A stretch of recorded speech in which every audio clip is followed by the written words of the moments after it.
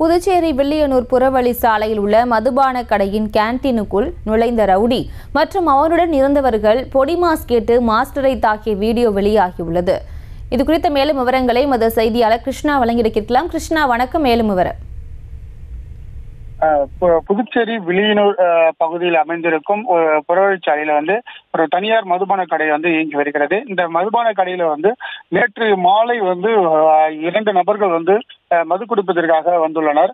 அப்பொழுது கேண்டீனில் இருந்து இந்த பொடிமாஸ் ஆர்டர் செய்ததாக கூறப்படுகிறது. அந்த பொடிமாஸ் வருவதற்கு காலதாமதம் ஆனது காரணமாக குடிக்க வந்த 2 நபர்களும் அந்த அவர் வைத்திருந்த மதுபானத்தை குடித்துள்ளனர். ஆனா அதன் பிறகுதான் நம்ம பொடிமாஸ் அந்த பகுதிக்கு வந்ததாக கூறப்படுகிறது.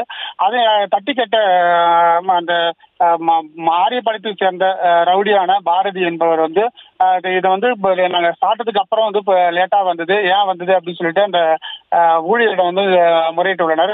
ஆனா அந்த ஊழியர் இப்பதான் அந்த கேண்டீன் மாஸ்டர் போட்டு கொடுத்ததாக சொல்லியிருக்கிறார். இதன் காரணமாக அந்த உடனடியாக அந்த பாரதி என்பவர் அந்த மாஸ்டரை ஏன் லேட்டா கொடுத்தா அப்படின்னு சொல்லிட்டு கேட்டிருக்காரு. இதனிடையே இருவருக்கும் வாக்குவாதம் ஏற்பட்டு கை கலப்பு ஏற்பட்டது அங்க அடுத்தடியாக காணப்பட்டுள்ளது. இது குறித்து வில்லியனூர் காவல்துறையினர் வழக்கு பதிவு செய்து விசாரணையை மேற்கொண்டு வருகின்றனர். செய்திகளை உடனுக்குடனும் துல்லியமாகவும் தெரிந்து கொள்ள சப்ஸ்கிரைப் பண்ணுங்க.